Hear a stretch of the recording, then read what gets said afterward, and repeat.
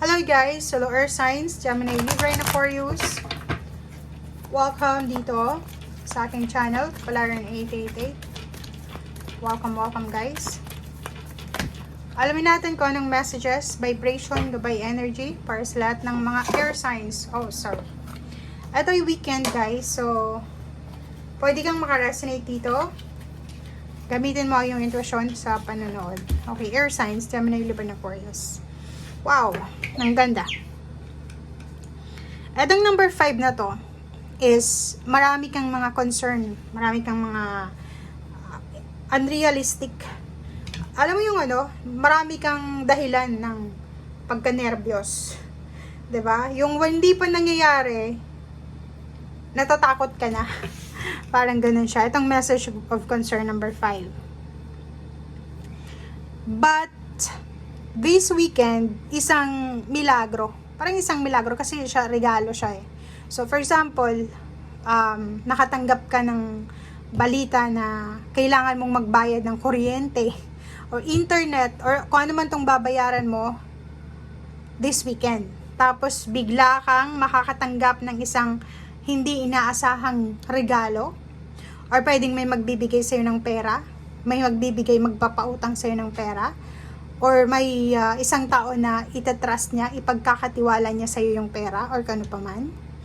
And number 9, etong change na to is sinasabi ng barahan na isang wheel of fortune, isang pagbabago, isang transition, isang transformation sa buhay mo. Like mga changes siya.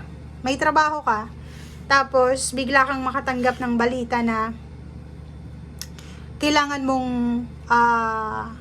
mag-alsabalutan kasi ililipat ka sa ibang branches. Parang ganun. Medyo matatakot ka kasi iisipin mo mag-isa lang ako doon eh.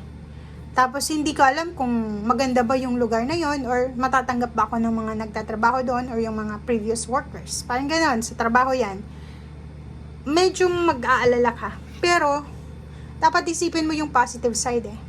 Kasi etong unexpected na offer na to sa'yo is posibleng siya yung maging dahilan ng transition sa buhay mo. Overall transition. Okay? And this weekend din, kung may positive, may negative din. Pwedeng makatanggap ka ng hindi inaasahang mensahe na kailangan mo mag-travel. Diba? So for example, isang emergency, kailangan nasa Maynila ka or nasa probinsya, makakatanggap ka ng message from your loved ones na kailangan mag-travel as soon as possible this weekend. Comment down below if resonated ka.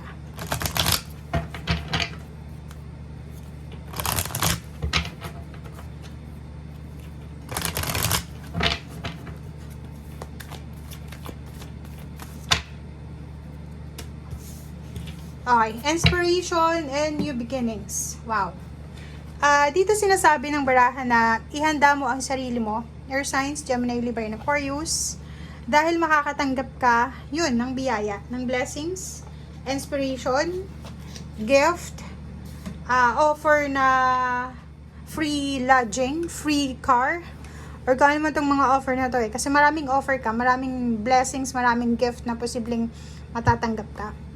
And at the same time, may new beginnings tayo dito. Isang napakagandang balita tungkol sa bagong baby, may nanganak sa pamilya, may bago kang idea, or kung ano man to, na good news na posibleng matatanggap mo. Okay? This weekend. Or yun na nga, yung new beginnings is yung bagong lugar, bagong tirahan, bagong trabaho, bagong assignment, bagong project, or paano pa man.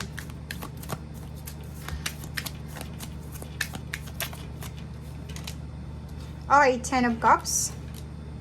10 of Swords. Ooh. And 9 of Wands. Okay guys, isa sa mga pinoproblema mo sa iyong pamilya, ang posibleng magkaroon ng closure.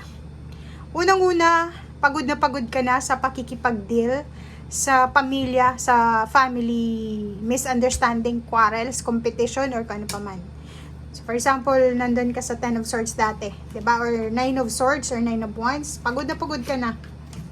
Parang parang yung pamilya mo ay away ng away.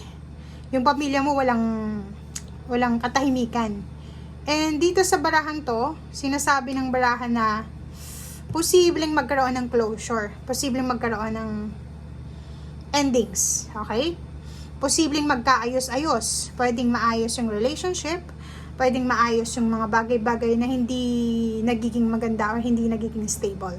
May celebration, may posibleng reconciliation, recovery from health problems, or recovery from financial problems, or kung ano man to na pakiramdam mo nakakapagod na, ay isang milagro ang posibleng mangyari sa weekend na to na magiging maayos bigla.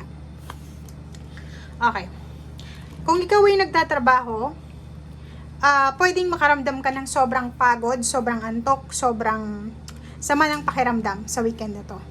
Parang halimbawa, galing ka sa bakasyon last weekend or last week, and then pagpasok mo ng 2 days or 1 week, bigla kang, di ba, nasanay ng konti yung katawan mo sa pagpapahinga, and mabilis kang mapagod. So, dito sa barahang to, be strong.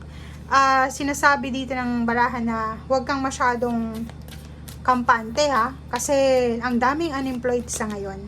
Okay? Kung ayaw mong masayang yung trabaho mo sa ngayon, and tuloy-tuloy pa rin yung masasayang araw mo sa trabaho, maging consistent ka, maging masipag ka, and at the same time, huwag tayong maging tamad. Kasi, kailangan mong maging parang consistent ka dapat sa ginagawa mo. Focus ka sa ginagawa mo. Okay, 9 of Pentacles and King of Cups. Financially, parang nakikita ko sa'yo dito na sobrang kontrolado mo yung sitwasyon. Kontrolado yung emosyon. And at the same time, kontrolado mo din yung pera. Parang may pera kang hinihintay. Or, victory and success. So, feeling mo victorious ka. Feeling mo wala ka namang masyadong poproblemahin this weekend. And at the same time, nandun ka na sa transition diba? May iba sa inyo dito na may selebrasyon na gaganipin or posibleng mayroon ditong family affairs or family celebration na gaganapin sa weekend na to. Comment down below. Kasi, atong 9 of Pentacles is posibleng may na-promote. Yun na nga, may na-promote, may lumipat ng tirahan, may housewarming, house blessing, may bagong relationship, may victory and success. Etong new beginnings, either new beginnings in relationship, family life, ang posibleng i-celebrate nyo, or pwedeng ng kapamilya nyo, or kung sino may itong involved dito. Okay? So, thank you guys, and see you again. Bye!